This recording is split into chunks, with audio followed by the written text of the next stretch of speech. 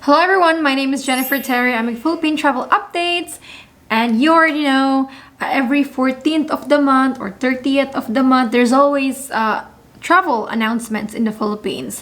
Updating of green list, red list, yellow list. And today nga, if you watched our update this afternoon, there are major changes. So in this video, we'll recap it in summary. So it's easier to digest, no? Mas madaling maintindihan. Unang change, for the first major change, there are 5. So the first one is starting January 20, hindi na po 72 hours, but instead, all passengers must show a 48 hours RT-PCR test taken within departure. So, a lot of people ask me, Jennifer, when to get tested? Kailan magpapatest? 2 days po bago ang flight? Or 1 day bago ang flight? Or pwedeng magpatest sa airport?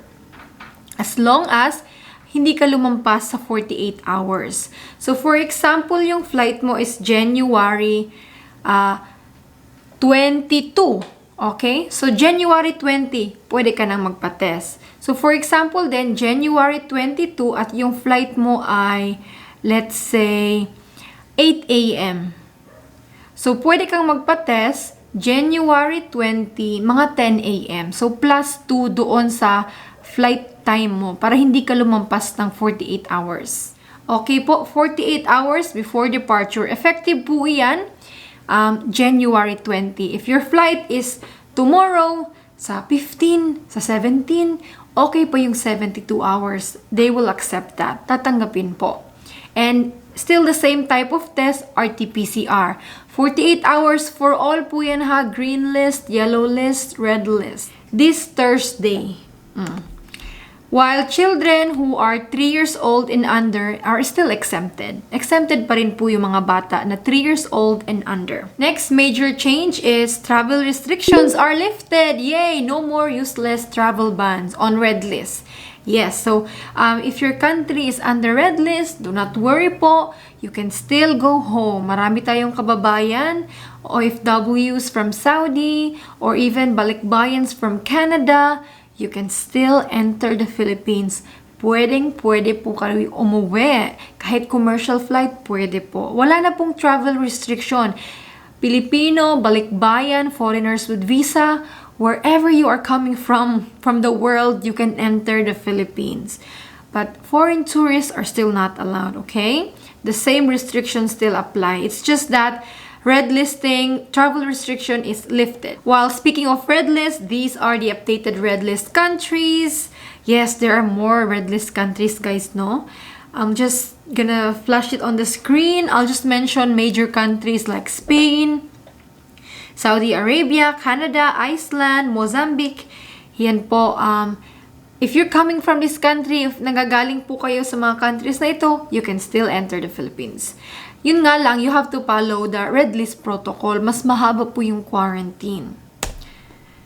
Let's go to our third change. This is good news. So for travelers from green list countries, if you're fully vaccinated, no more hotel quarantine. Yes, you can go straight home. So these are the lucky countries that are on green list. Kung nasa green list ka and you're fully vaccinated, uwi ka na diretso sa bahay. While for OFWs po who will avail no sweeper flight, libreng flight ng OWA, ng government, baka mapunta pa kayo sa hotel kung walang available domestic flight. Meron po kayong option na mag-book ng sarili nyong domestic flight if you want, pero kung gusto nyo po mag-avail ng libre, merong chance na mapunta ka rin sa hotel while waiting lang ng domestic flight. Anyways, ito yung po yung green list countries. I will just mention major countries that there are a lot of Filipinos. So, Bangladesh, Japan, Hong Kong, Montserrat, Oman, India, Pakistan, Indonesia, Kyrgyzstan, Taiwan. Yan, these countries are green list. While UAE is no longer a green list country po, unfortunately, natanggal po yung UAE sa green list. While Japan, India, Pakistan, Indonesia, they are green list again. So do not worry po, or do not be too complacent. Remember that this green list is only until January 31. There will be another new list for February. Moving forward, this is the protocol for green list. If fully vaccinated, no more quarantine. If you are a non-OFW, no need to book. And then, self-monitor. Self-monitor is just, monitor lang if may symptoms ka and then report to LGU if you develop symptoms until the 7th day, since day of arrival. And then, if you're unvaccinated from green list or partially vaccinated, you still need to quarantine. So you'll be tested on the 5th day and you need to do 5 nights booking if you're non-OFW. And then self-monitor only until the 14th day in your final destination. Our 4th major change is quarantine hotels can be used as isolation facilities. Yes, because, even before this IATF announcement, hotels were already being used as isolation facilities. But this is, I think, a positive news, a good news for non-OFWs who would like to finish their quarantine sa hotel mismo, then you can stay there na po and finish the quarantine there. Speaking of quarantine, we'll talk about updated quarantine protocols. So you can stay in the same hotel if you test positive. But I'm just reminding po 3 options for non-OFWs. Stay in the same hotel, get transferred by BOQ if may available. Ito ay libre. Next is LGU facility. If you want to coordinate with your LGU, you can quarantine there. Furthermore, the protocols for yellow list country is still the same. Yes, it's still the same. I know majority of you are from yellow list country. It's 5th day swabbing. It's 5 nights booking if you're fully vaccinated. And then unvaccinated, still you'll be tested on 7th day. You need to have 7 nights booking if you're a non-OFW in an accredited quarantine hotel. Well, good news na lang for fully vaccinated. Imbes na yung home quarantine natin is until the 14th day, starting January 16, 7 days na lang. So, we already do the 6 days sa hotel, diba? Upon arrival in our province, 1 day home quarantine na lang. O, diba? Hindi na 14 days, which is reasonable. But also, the 48 hours requirement applies to us starting January 20. Next, major change. This is one of the biggest change as well. Major change number 5. All foreign nationals must be fully vaccinated to enter the Philippines starting February 16. When I'm talking about foreign nationals, this includes former Filipinos, balikbayans. Kasi foreign national na po kayo, foreign citizen na po kayo, diba? Consider na po kayo as foreign national, so you must comply with this one po. If you are still unvaccinated and you have a flight to the Philippines, let's say 3rd week of February, 4th week of February, you must get your vaccine now.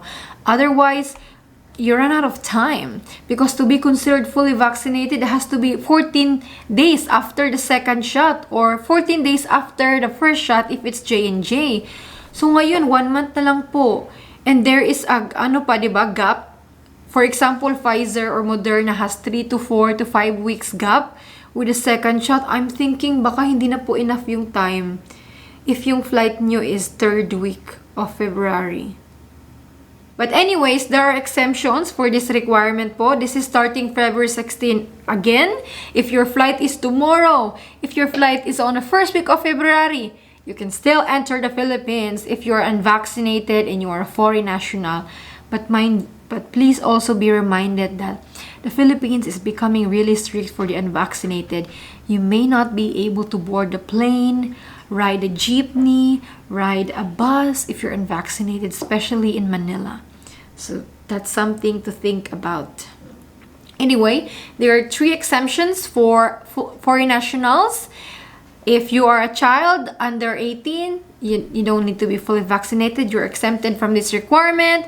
If you're medically unable to get vaccinated, but you need to have a certificate issued by a public health authority stating that you are indeed medically unable to get vaccinated.